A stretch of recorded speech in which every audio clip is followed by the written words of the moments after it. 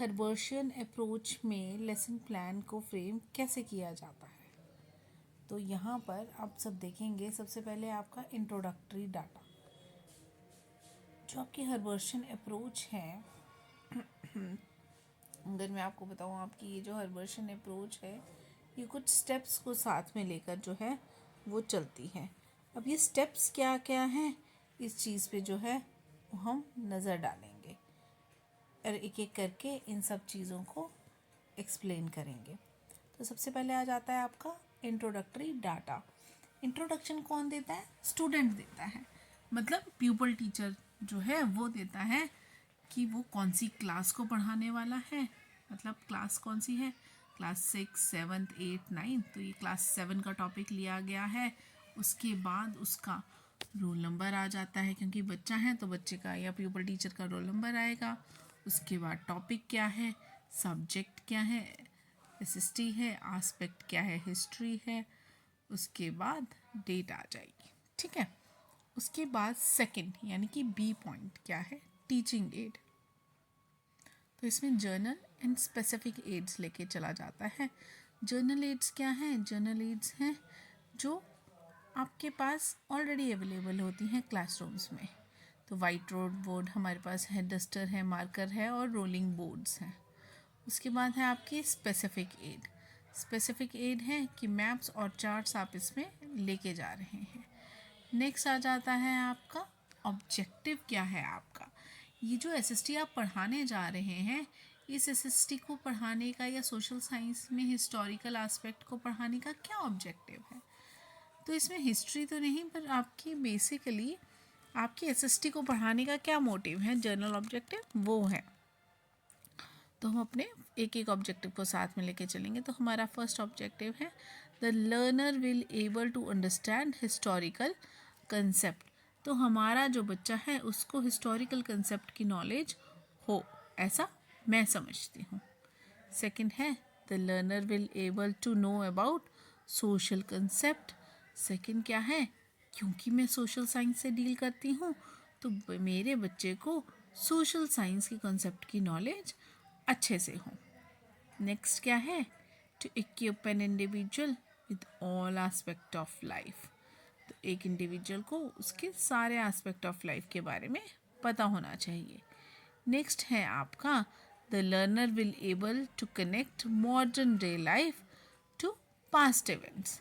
तो एक लर्नर जो है क्या करे, अपनी मॉडर्न डे लाइफ को अपने पिछले इवेंट्स के साथ, यानी कि जो आज वो कर रहा है, जो पास्ट में लोग करते रहे हैं उसी काम को करने के लिए। फॉर एग्ज़ाम्पल, आज हम मिक्सी में फटाफट खाना पीस लेते हैं, ठीक है, पर पास्ट में लोग क्या करते थे, हम खाना बाज़ार से ख़रीद के ले आते हैं। पास्ट में लोग खाना कैसे खाते थे, या लाते कहाँ से थे, या उगाते क्या थे, या डेली बेसिस पे क्या खाते थे। तो हंटिंग करते होंगे या जो भी करते होंगे, हम उस चीज़ को कनेक्ट करेंगे आज की लाइफ और पुरानी लाइफ के साथ। ये मैं बच्चों को सिखाऊंगी। नेक्स्ट है the learner will able to get knowledge and understanding of historical development in world wide. तो हिस्टोरिकल डेवलपमेंट, हिस्ट्री ने कैसे कैसे नॉलेज देंगे, उसकी अंडरस्टैंड करेंगे कि हिस्ट्री ने कैसे डेवलप किया है। मतलब एंशियंट मैन जो केव्स में रहता था, आज बहुत अच्छे बंगलोज में रहता है मैन, तो वो कैसे चेंज हुआ, इस चीज़ की इंफॉर्मेशन हम देंगे।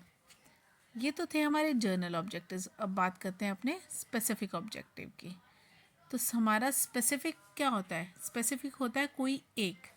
तो इसमें भी हम कोई एक ऑब्जेक्टिव लेंगे जो है the learner will able to recognise the old buildings, paintings and books of ancient history. तो ये आ गया हमारा स्पेसिफिक ऑब्जेक्टिव। अब बात करते हैं बहुत ही इम्पॉर्टेंट चीज़ की, जो है प्रिपरेशन। अब प्रिपरेशन क्या है, अब प्रिपरेशन में ये तो था, ये जो हमने ऊपर एक पेज किया, ये क्या था, मेरा क्लास में जाने से पहले मैं उन बच्चों के लिए क्या प्रिपेयर करके गई हूँ उसकी इन्फॉर्मेशन है, या आज मैं उनको क्या पढ़ाऊँगी, किस चीज़ के बारे में बताऊँगी, उसकी इन्फॉर्मेशन है। नेक्स्ट है आपका प्रिपरेशन। अब ये प्रिपरेशन जो है वो क्लास में करना है मुझे, मतलब बच्चों को पढ़ाने से पहले ये टॉपिक उनको प्रिपेयर कैसे किया जाए। अब ये बहुत इम्पॉर्टेंट पार्ट है, क्योंकि इस टाइम बच्चा जो है, बहुत सारे बच्चे एक या दो क्वेश्चंस में ही प्रिपरेटरी पार्ट कर देते हैं या येस नो वाले क्वेश्चंस कर देते हैं। तो यहाँ पे येस नो वाले क्वेश्चंस नहीं होंगे, और दो तो मिनिमम होंगे ही नहीं। मिनिमम 4 to 5 क्वेश्चंस आपको यहाँ पे लिखने ही लिखने हैं, ठीक है। तो यहाँ पे जैसे, और जितने भी क्वेश्चंस होते हैं वो आपस में इंटरलिंक्ड होते हैं। अब यहाँ ज़रूरी नहीं है मैंने अगर टॉपिक लिया है बिल्डिंग पेंटिंग का बुक, तो मैं बिल्डिंग या पेंटिंग या बुक के ऊपर ही क्वेश्चन बनाऊँ, क्योंकि ये हिस्ट्री का पार्ट है।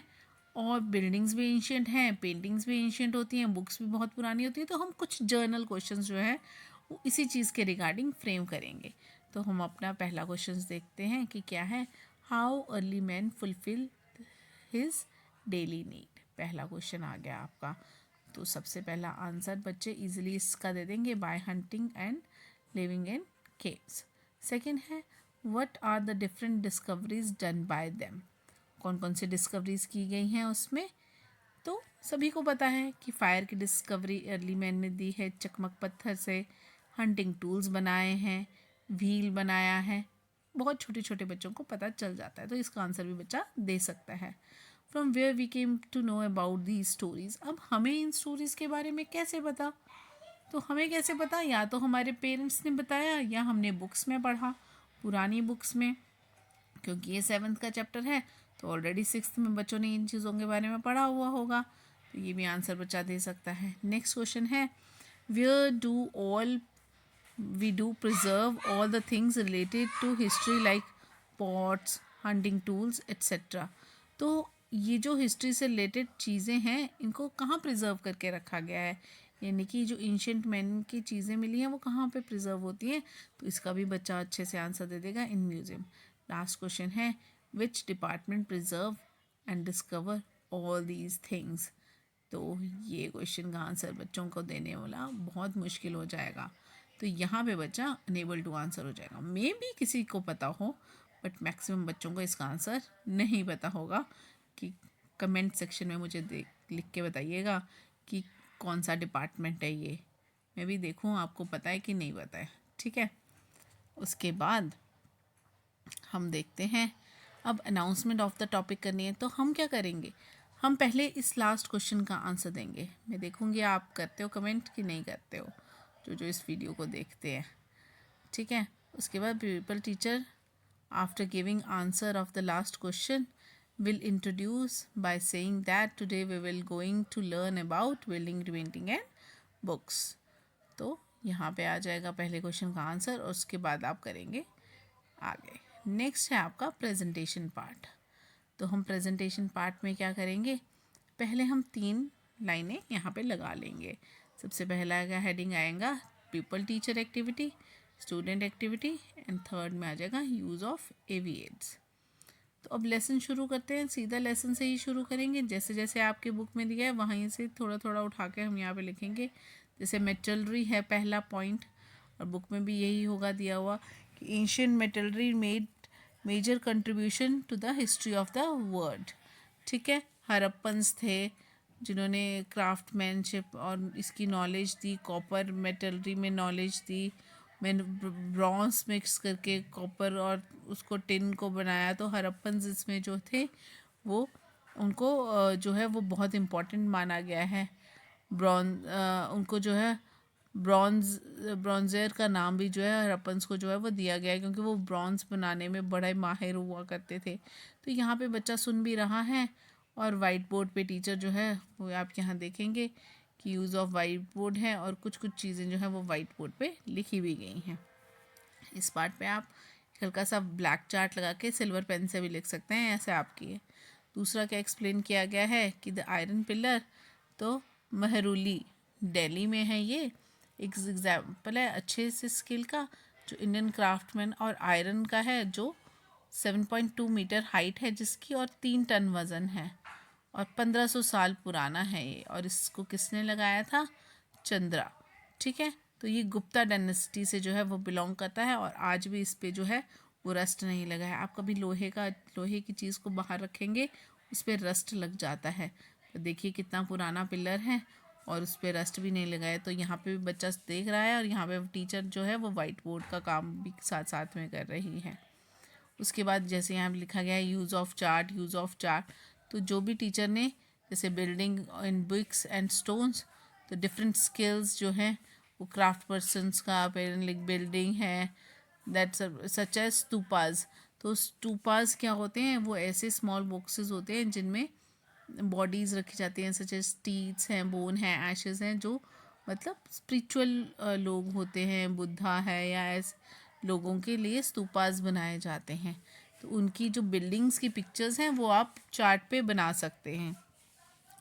उसका प्रेशियस स्टोन्स हैं जो इन केव्स में रखे जाते हैं।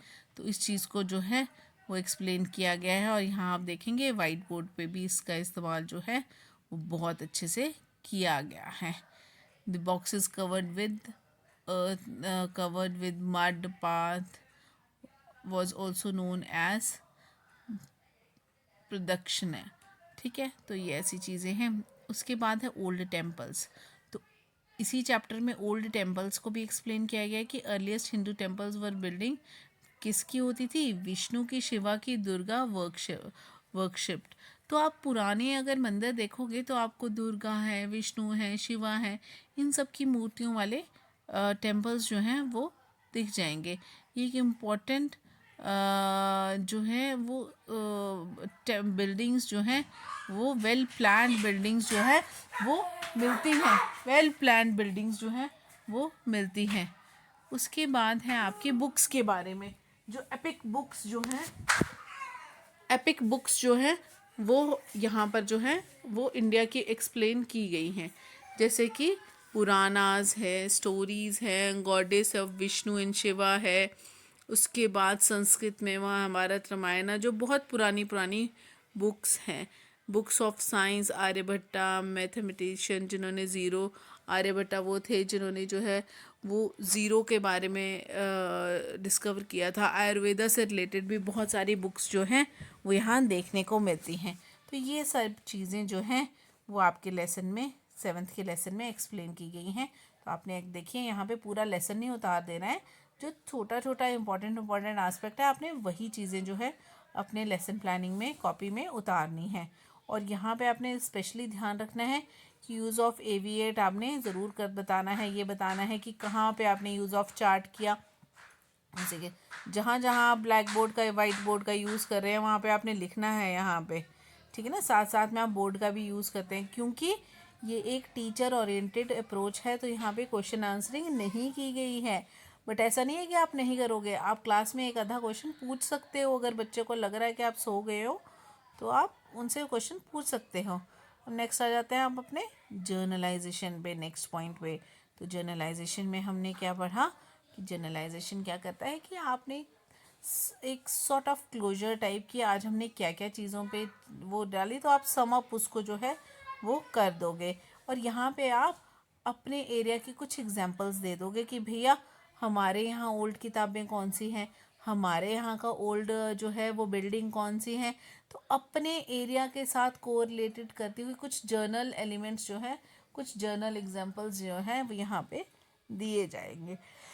जैसे मैं उधमपुर से हूँ तो उधमपुर की एग्जांपल्स मैं दूंगी। आप जहाँ जिस जिस एरिया से होंगे आप वहाँ वहाँ के एग्जांपल्स, तो ये भी आप मुझे कमेंट सेक्शन में बता सकते हैं कि आपके वहाँ पे ओल्ड बुक्स कौन सी हैं, ओल्ड स्क्रप्चर्स कौन से हैं। तो ये भी आप मुझे कमेंट सेक्शन में बताइएगा, ठीक है। डिफरेंट बिल्डिंग्स कौन सी हैं आपके एरिया में। उसके बाद बात करते हैं हम अपने रिकैप्चुलेशन पार्ट की। अब ये रिकैप्चुलेशन जो पार्ट है बहुत इंपॉर्टेंट पार्ट है, क्योंकि रिकैप्चुलेशन का मतलब समझिए। पहले रिकैप्चुलेशन बोलता है कि बच्चा पढ़ रहा है और उसके एकदम बाद आप उससे क्वेश्चनिंग कर रहे हो। अब ऐसा तो बच्चा रॉकेट साइंस सीख नहीं गया कि उसी टाइम सारा कुछ एक्सप्लेन कर देगा। तो यहाँ पे बिल्कुल शॉर्ट आंसर टाइप क्वेश्चंस जो है वो आपने पूछने हैं। जैसे यहाँ पे पूछा गया है where is iron pillar situated, who is the great astronomer. तो ऐसे से करके जो है where the stories of god and goddesses found. तो ये सारी चीज़ें यहाँ पे आ जाएंगे। नेक्स्ट है आपका एप्लीकेशन पार्ट। एप्लीकेशन पार्ट क्या है? एप्लीकेशन क्या होता है? किसी चीज़ को अप्लाई करना। तो हमारे पास 35 मिनट या 40 मिनट की क्लास होगी। तो एप्लीकेशन पार्ट क्या बोलता है कि भैया आप अप्लाई कर रहा है, बच्चे को फिल इन द ब्लैंक दे रहे हो, क्या बच्चे को रिमाइंड है तो वो आंसर लिख देगा आके, फिल इन द ब्लैंक्स हैं, ट्रू फॉल्स है, मैच दी कॉलम्स है। और आप इन सबको जो है वो किसी एक रोलिंग बोर्ड पर पहले से ही लिख के ले जा सकते हैं, जो आपको वहाँ पे टाइम सेविंग का काम करेगा। अब ये सारी चीज़ें आप ब्लैक बोर्ड पे लिखोगे तो टाइम हो जाएगा, इसलिए रोलिंग बोर्ड पे आप ये सारे एलिमेंट्स पहले से लिख सकते हैं और वहाँ पे बच्चा जो है वो सिर्फ आंसर दे सकता है।